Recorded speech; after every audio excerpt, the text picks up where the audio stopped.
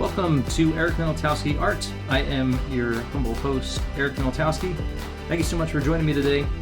Today I'm going to be inking a page from my book, The Shadow Sentry. If you're unfamiliar with it, Shadow Sentry is my comic. It is my love letter to the 90s. I love the art. I love the creativity that blossomed from the early years of Image Comics. And so this is my homage to those comic books. This is a new universe building concept that can just grow and grow and can just bring about new titles, new books, new characters, and I'm really hoping that people will dig what I'm building here and the characters that I am creating. So if you're unfamiliar with it, please check out the link in the description. The book is currently on Indiegogo. It's in demand. You could look at some pages, read the premise, and all that good stuff. So that is on Indiegogo, so please check it out. And what I'm doing here, I like to show people my process, what I'm doing, how I go about it, what's going through my mind, things like that. But also for my YouTube subscribers, I like to kind of give you guys an inside look at the book, something not everyone else is seeing.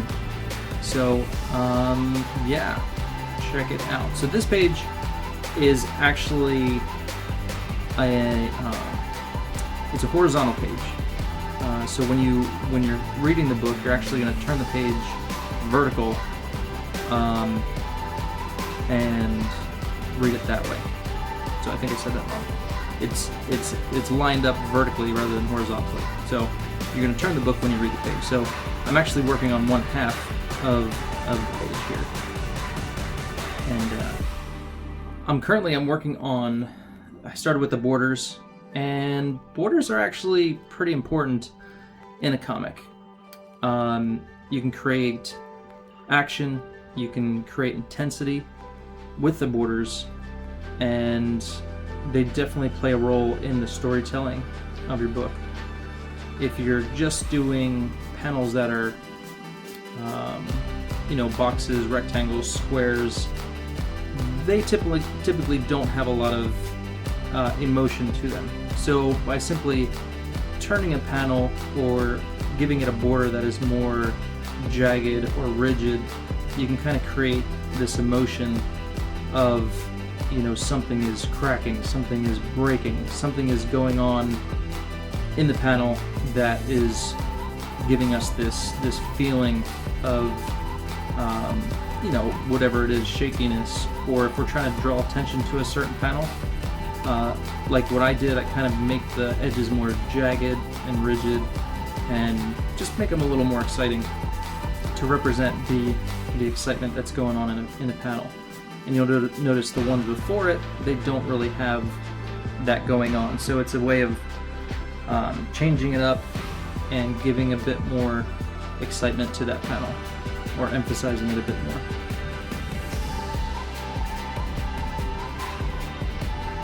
And right now I'm just adding in the blacks and silhouettes here.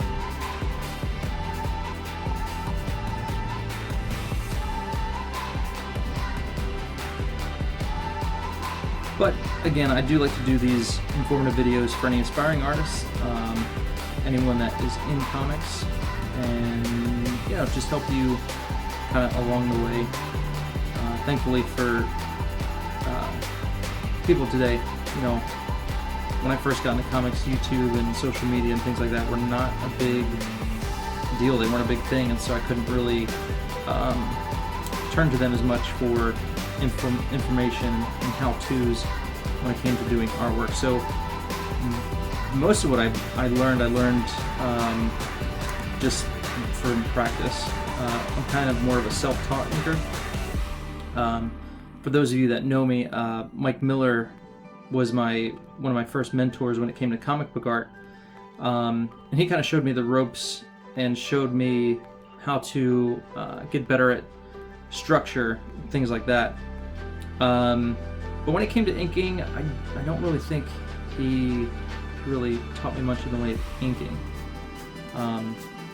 But when I did first meet Mike, he was using microns when he was inking. We were working on a book called Hand of the Morning Star. he did the first 2 issues, and then I kind of picked up after that. But you know, I used the same tools he was using, which were microns. But Mike is kind of artist and inker who can use different tools. He can use the brush or Pro Quill and use them both proficiently. Me, on the other hand, I have used the brush.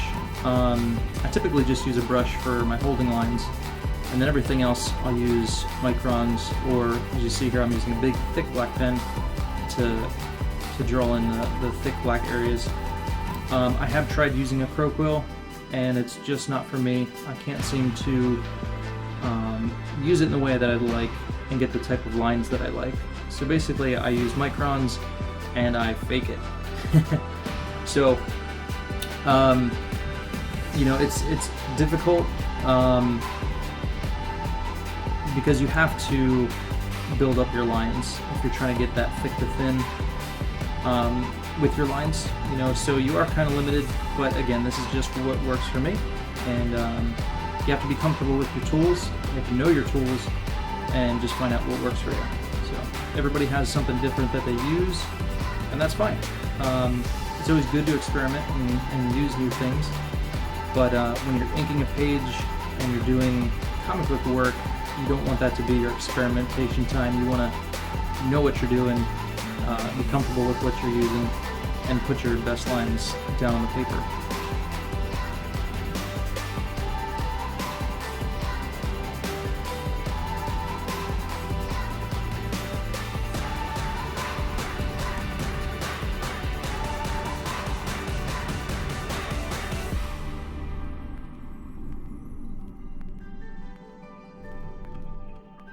And here I'm kind of just going in, outlining the figure, adding my blacks.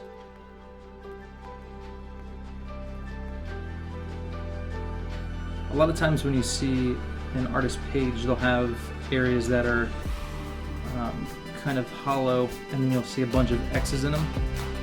And that X mark is basically, you know, for a penciler to note to an inker, hey, this whole area is going to be black. So if you ever see that and see X's on a page, it's basically the penciler telling the inker this whole area is going to be black. For me, because I am the penciler and the inker, I don't do that. So I just know in my head when I come to an area, this is where I want black. Sometimes I'll do it, but typically I have the idea in my head and I go for it. So. And then sometimes I'll improvise. Sometimes I'll add some stuff that I didn't draw in my rough. Like here, I added a little extra thing there on the railing of the bridge. We left some white space for the snow. It's snowing out right now. And just put it in.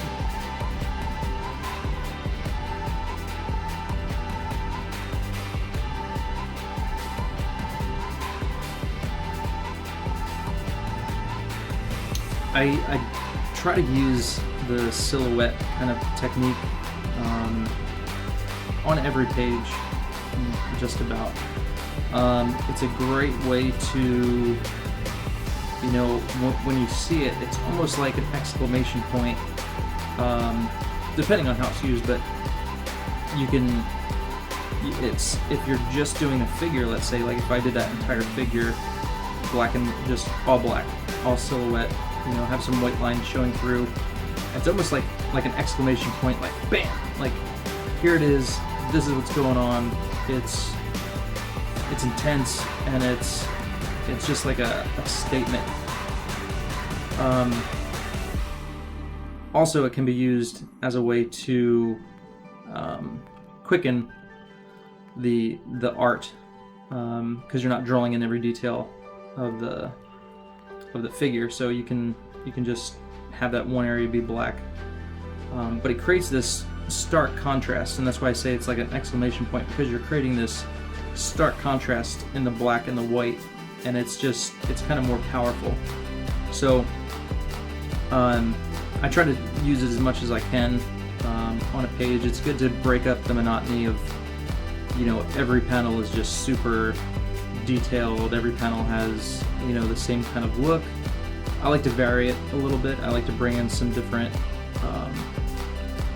a different look on the page. So that way, as your eye flows across the page, you have different areas that are all black. Some areas are more black and white. Others are all white, or color in the long run. But for the inking stuff, you can kind of get that idea there. So it just kind of it helps lead your eye around the page a bit more. If you were to think about it as if your whole entire page is all the same line weight, it's just going to be a whole bunch of lines. Nothing is really standing out. Everything is just the same. But once you add an area that is all black, or an area that is a little more detailed or busy, you can kind of, you can either have their eye go straight to that area, or you can just have it to break up the monotony across the page. So it depends a lot on what you're going for in your storytelling. Are you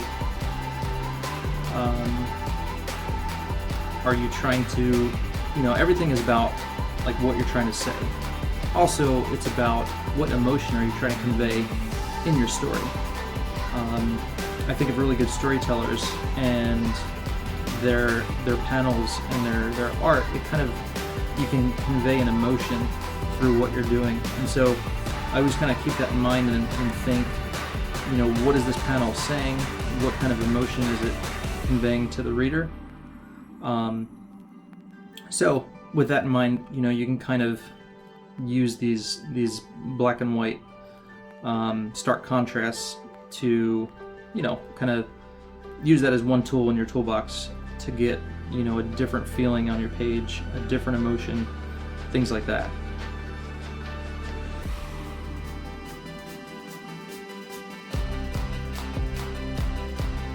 And here you can see I'm using this is a brush pen.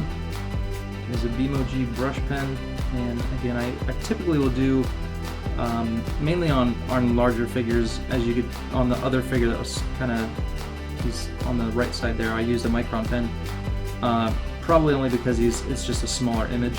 So when I'm working a little bit bigger with the figure, I like to use the brush, and you can kind of see there, even though it's faint outlines, you can see how the brush, you get thicker lines, thinner lines.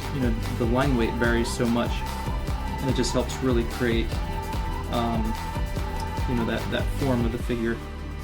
And you might not always draw every single line connecting, but I think that just adds to the interesting look of the drawing and of the figure. And then I'll go in with my micron. I'll add, connect lines, thicken lines, stuff like that. But typically on the body, on the interior of the figure, I'll always use a micron. And unless I'm doing a lot of black areas, then I'll use a brush pen to make it quicker. I'll probably get to it. Actually, I don't know if I get to it in this video, but the first panel, you'll see the huge Philadelphia skyline. And full disclosure, I did not draw all that. I simply went on Google. I found a good image of the city, and I pasted it in there. And that's just simply to save time. Because if you look at all the buildings, they've all got windows, they've all got a lot going on. So if it's because I'm using, a real city for the Shadow Sentry, it takes place in Philadelphia. Obviously, I can go to Google and find a good cityscape to use. If I'm using a fake city, I wouldn't tend to do that so much. I mean, I could, if it's like, more of a inside the city, I'm looking up at a building, if I need some reference, I could go on Google, grab an image, and then, go about it that way, and then I could change stuff after I get it into Photoshop, or change stuff when I get it onto the paper. So just different, things to do if you need to save time. But again, because it is a city that's known and I want the buildings to be accurate, I just use a picture, use an image. and then put it on there and paint over it. Some people might not like that. As artists, they might want to just do it all, you know, but it sure does save a lot of time.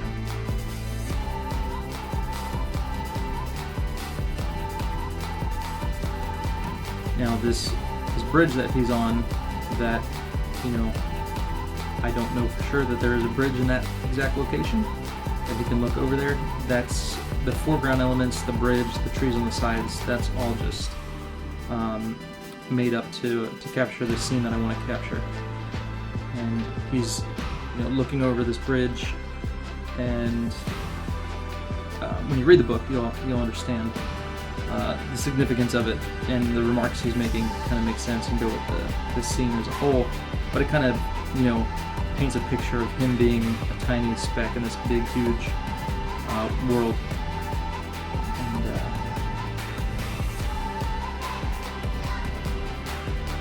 again, the bridge is just kind of made up, snowing out, and so yeah, so that was just extra stuff that I added to go with the scene.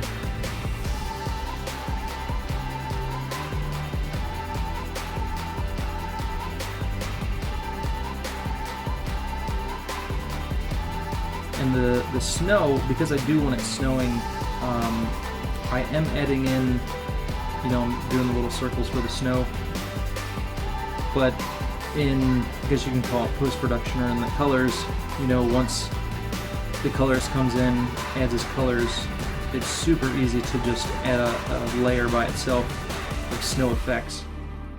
And depending on, you know, how heavy I want the snow, I can have it be super heavy, I can have it be super light. But I don't want to, for me personally, this is just me, I don't want to draw a whole bunch of circles all over the place. There will be some, but I'm just kind of hinting at the snow. But I understand, like, for the person who's going to flat this, you know, they have to select all of those circles, and they're going to have to drop color in there. And then the colorist is going to have to go back in, and he's going to have to select every single circle if he wants to color those or change the color.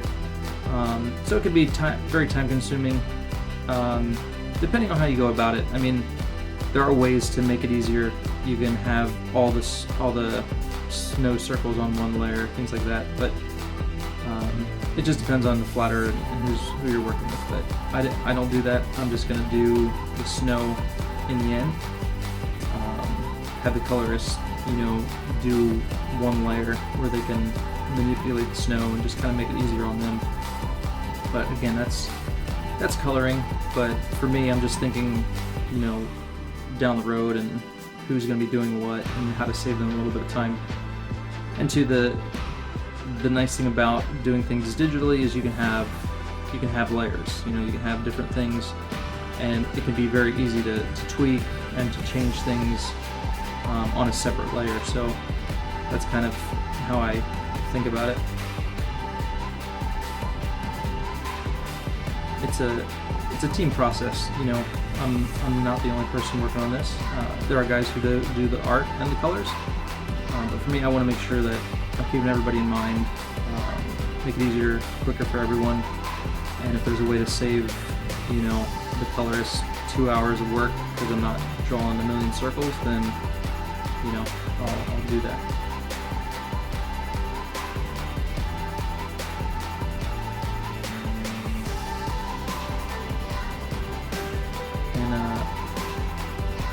The bottom half of my page that you don't see, when I put it together, I will work on the area that connects with that next page. So I have kind of my brush strokes under the bridge there, and then I'll add those, or, you know, finish off the rest of that panel, because that panel does overlap onto the next page.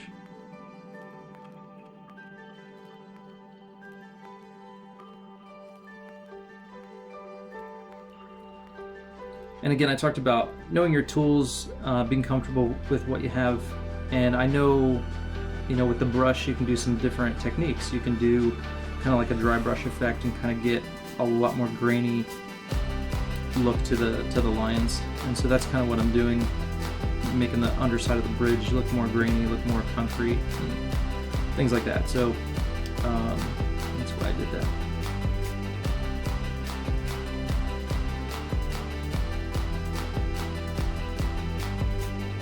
And when I did this bridge, I drew it on my rough on an 8.5 by 11 sheet. I did my rough.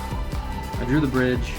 I had a few of the, I don't know what you want to call them, columns that, you know, are running up and down on the bridge.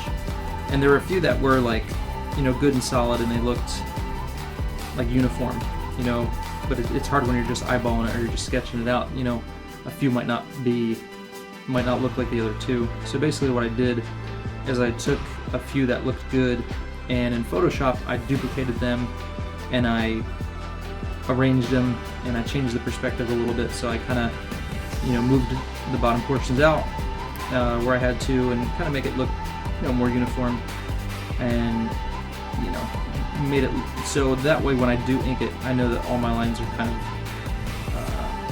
set and situated. And again, just a way to make it a little bit easier. And I know in Photoshop, if I'm just duplicating something, it's going to be more perfect, if you will, than if I'm just eyeballing it. So, you know, you kind of get more of a nice uniform column going on, and it just looks more realistic.